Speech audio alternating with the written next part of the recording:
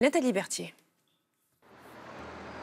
Louisiane Dor a 20 ans quand elle emménage à Paris. Elle rêve de devenir actrice ou mannequin, mais très vite son entourage l'incite à prendre des cristaux de MDMA. C'est la descente aux enfers. La MDMA, comme la cocaïne, non seulement coupe l'appétit, mais en plus font perdre la notion de tout, du temps, et on pense plus à se nourrir. Des fois, on rentrait chez nous 2 jours plus tard.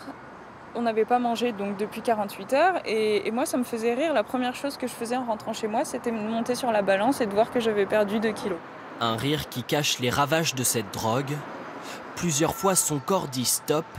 Dans un livre, elle raconte les bad trips, les soirées qui tournent mal, comme ce soir-là sur une péniche où elle frôle la mort. Mon souffle s'est coupé et je saignais du nez, je vomissais noir. Et mon souffle, je sais pas combien de temps mon souffle s'est coupé, je pense que c'était pas longtemps, mais ça m'a paru interminable. J'étais aux toilettes, j'ai passé la main sous la porte, comme pour dire aidez-moi, je suis vraiment en train de crever.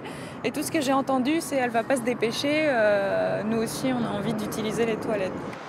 Comme elle, 1,7 million de Français ont déjà consommé de la MDMA ou son dérivé l'ecstasy. C'est 700 000 personnes de plus qu'en 2010. Aujourd'hui, il serait très facile de s'en procurer. Nous l'avons constaté en caméra discrète devant une boîte de nuit. Le premier individu que nous abordons est prêt à nous en fournir, sans connaître les comprimés qu'il nous vend. Les bleus, j'en ai jamais vu, j'ai vu que les blancs.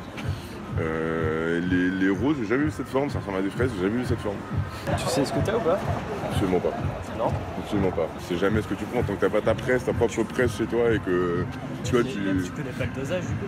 Si, enfin non, cela non. Dans ce laboratoire de la police scientifique près de Lyon, on analyse chaque jour des échantillons de MDMA pour en connaître la composition et donc évaluer le danger. Ces dernières années, Fabrice Bezacier a assisté au retour du comprimé d'ecstasy.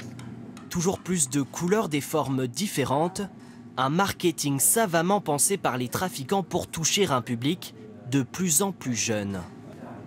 On a une tendance à la hausse sur la quantité de principes actifs présentes dans un comprimé. Quelqu'un qui prend un comprimé aujourd'hui est confronté à une dose de MDMA qui est 2 à 3 fois plus élevée que ce qu'on voyait il y a 10 ans en arrière. La MDMA, une drogue dangereuse, déshydratation, augmentation du rythme cardiaque, fatigue, lésions cérébrales irréversibles, les risques sont nombreux et parfois mortels. En 2015, elle a causé la mort de 27 personnes. Et en matière de prévention, la France est en retard. Aux Pays-Bas et au Royaume-Uni, des tests gratuits sont distribués dans les boîtes de nuit pour réduire les risques d'overdose.